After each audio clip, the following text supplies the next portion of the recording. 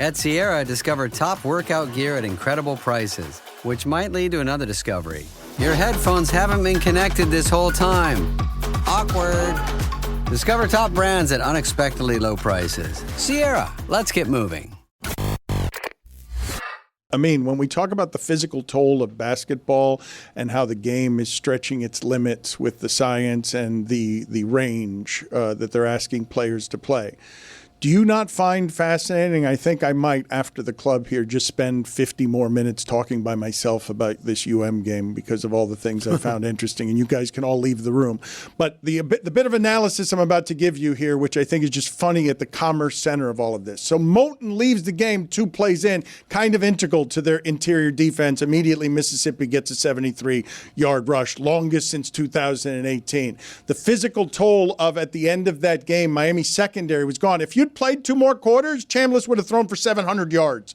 Miami was playing nobody in the secondary because everybody was ejected or hurt. And the thing I just wanted to point out to you that nobody thinks of this time of year, I don't think, is, hey, those are an awful lot of games they're being asked to play. Like, Miami secondary is falling apart. Physically, you ask this many games of the players at the center of the commerce, you're going to break a bunch of teams. Like, it's whoever gets to the end of it, but you're going to physically break this guy, and Mesidor's going to run out there and risk his first-round talents because of whatever he's doing with needles on the sideline. About how it's like it's really getting hot at the right time. Right? Like, it's so much of this is you're going to put 12 really talented teams together. There are going to be some disparities, but it's like, hey, who's fully healthy? Their running back was not healthy.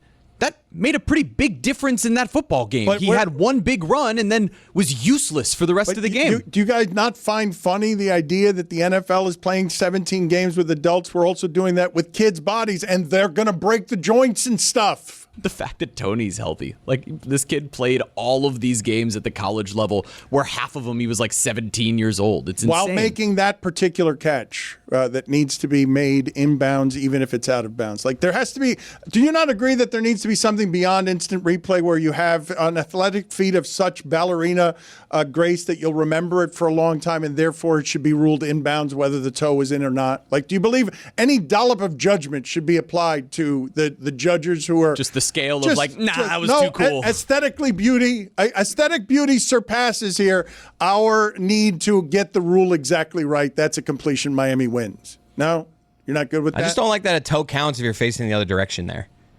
You know, like if you're going forward and you tiptoe, that counts. But when you're going backwards, if your toes hit, then your the toe did hit first, and then the heel came afterward. That should be a toe tap. That's in. It's kind of how it's always toe worked, tapper. Though.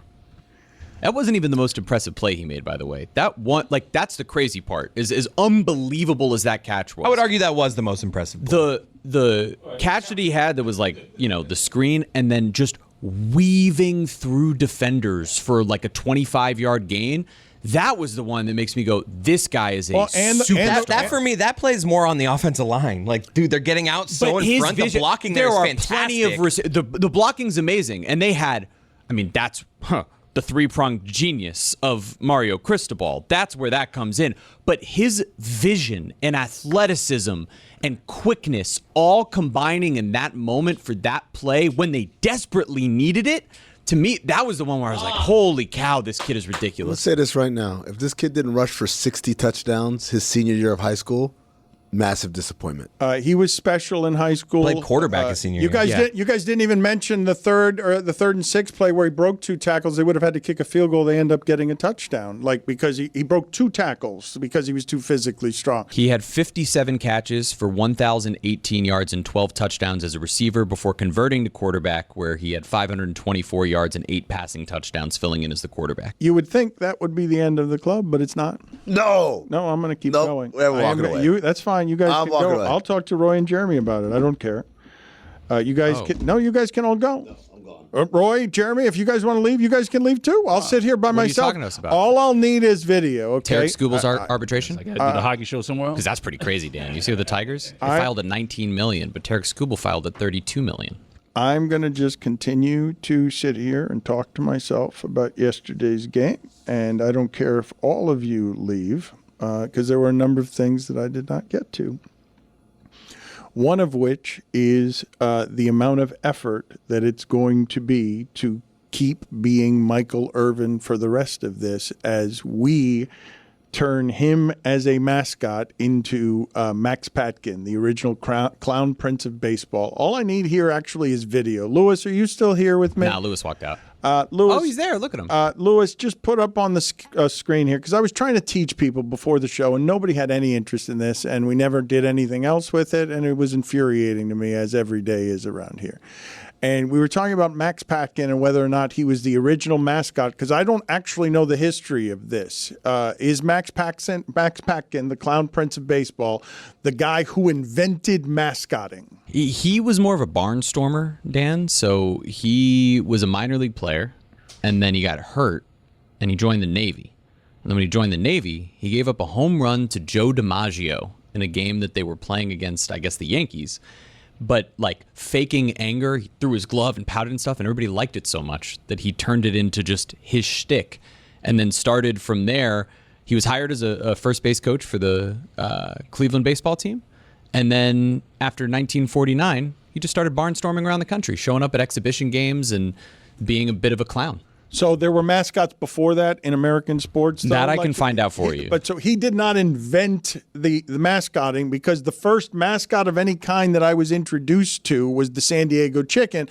But then it was explained to me that the history of baseball sort of began with this person who, physically funny, looks like 1940s ballparks, barnstorming, minor league entertainment. He's just being a clown. He's being a clown in service of the sport and in service of entertainment.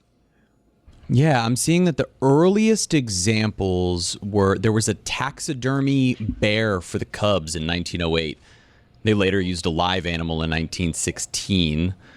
And that's kind of the origin of all of this. But hey, good news for Miami. Sebastian the Ibis is the first image you see on the Wikipedia page. The things that I was talking about earlier in the show are so dated that I was asking them to get me a photo of Yama Yama, who used to be the original University of Miami mascot. He was just a guy who would stand on the sidelines and wander around and go, Yama Yama. And it was just absurd. It was not... There was very little talent involved, but he was just the manifestation of silly, cartoonish school spirit. Yeah, I had never heard of him, but I looked him up after you mentioned this. And so he was a cheerleader at the University of Miami. A single cheerleader. In the 60s, and then basically just continued, even though the program wasn't very good, he continued to be the guy on the sidelines, but also eventually like became a businessman and was doing all these other things, but would still show up to the games and be the Yama Yama guy. He unfortunately passed away about 20 years ago in 2006. He had a heart attack, so R.I.P. But that's the way Jim to go. Fleming. That's the way to go. That is the way to go. It's the way With school spirit. It's the way that Michael Irvin will want to go if he were. No, this is what he is doing on the sidelines. I'm making the comparison between Yama Yama, the evolution of Max Patkin. I am saying that if you are the number one mascot for a school and you get your identity from being the number one mascot for a school, if I gave you your choice, how it is that you would like to perish and be remembered, it's I had a heart attack because of my enthusiasm for my school. It's why it is that I'm bringing all of it up, because Michael Irvin is the perfect modern manifestation for whatever it is the cartoon mascot of Max Patkin and Yama Yama are. He is the coolest version we can have, because usually those guys are not Hall of Famers. So if we can't get Mario, we'll get Michael Irvin and we'll ask him, hey, first question, do you hope to die of a heart attack? We can do that, but do you understand how rare it is to have the mascot be somebody who's an NFL Hall of Famer? It's usually Max Patkin athletically. It's usually Yama Yama. It never gets to be the NFL Hall of Famer who won championships with the Cowboys. I'm going to do a live show all weekend. I'm going to do it with ketchup on my forehead in a park on a bicycle.